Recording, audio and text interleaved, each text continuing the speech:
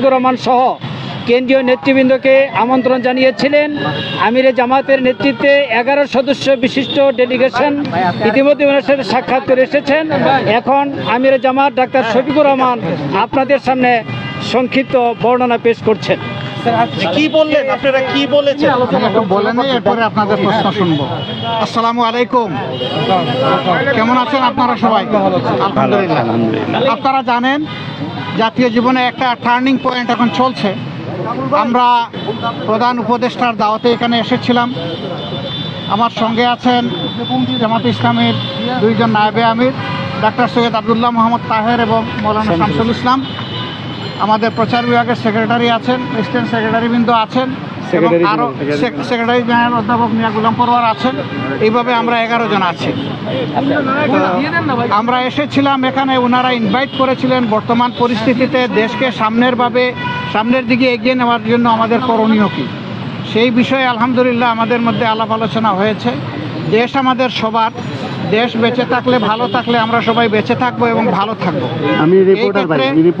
এই ক্ষেত্রে সমাজের সকল সেকশনের মানুষ আমরা যদি সমবেতভাবে কাজ করি, ইতিবাচক মনোভাব নিয়ে পরস্পরকে সহযোগিতা করি, এখন যারা দায়িত্বে এসেছেন তাদেরকে সহযোগিতা করি, তাহলে দেশ একটা শৃঙ্খলা এবং সৌন্দর্যের ভিতরে আসবে আমরা আশা করি। তা আমরা এখানে বিগত আন্দোলনে যারা নিহত হয়েছে তাদের শাহাদত কামনা করেছি, তাদের জন্য দোয়া করেছি। যারা আহত হয়েছে তাদের প্রতি সহানুভূতি এবং তাদের সুস্থতা কামনা করেছি।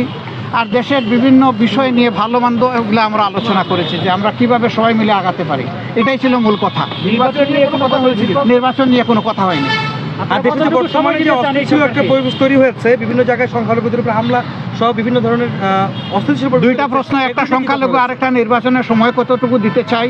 নির্বাচনে ওনারা কেবল বসলেন, মাত্র 4টা দিন হলো। আমরা ওনাদেরকে দেখতে চাই যে ওনারা কিভাবে জাতিকে নিয়ে আগাতে চাচ্ছেন, সমস্যাগুলোর আশু সমাধান কিভাবে করেন।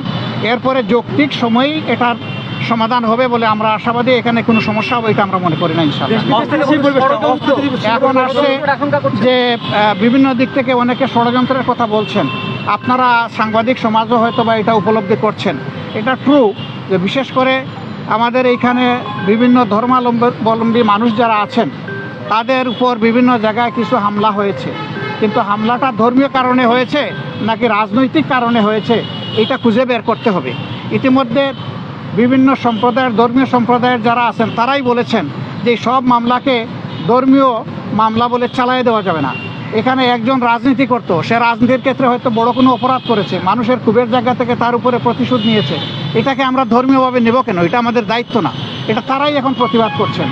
আবার কোনো দেশ এখানে জড়ায়ে পড়ছে বিশেষভাবে, সেই দেশেরই বিবেকবান মিডিয়াগুলো এখন তার প্রতিবাদ করছে যে এটা অসত্য। যেভাবে বাংলাদেশের ব্যাপারে পরিবেশ তৈরি করা হচ্ছে, ভীতি সৃষ্টি করা হচ্ছে, বাংলাদেশের পরিবেশ এমন নয়। পার্টিকুলারলি আমাদের দলের নাম নিয়েও সেখানে এখন ভারতের গুরুত্বপূর্ণ ব্যক্তিরা তারা পোস্ট এডিটোরিয়াল লিখছেন যে কোথায় তাদেরকে অভিযোগ দিচ্ছেন আপনারা, তারা তো লাঠি হাতে মন্দির পাহারা দিচ্ছে।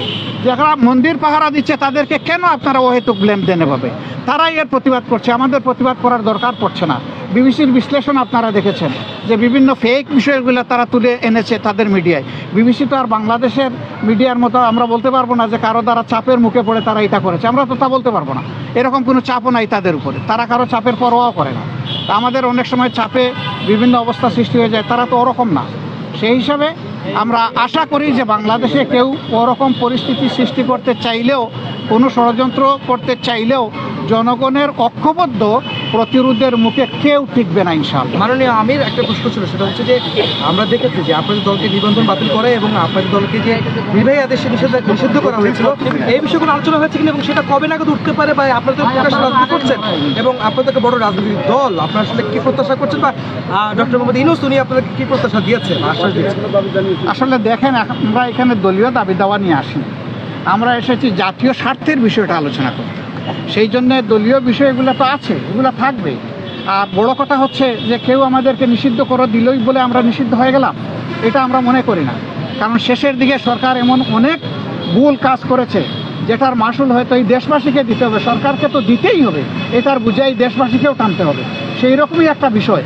আন্দোলন যখন তুঙ্গে, তখন আন্দোলনকে ডাইভার্ট করার জন্য জামাতে ইসলামীকে হঠাৎ করে নিষিদ্ধ ঘোষণা করে দেওয়া হলো।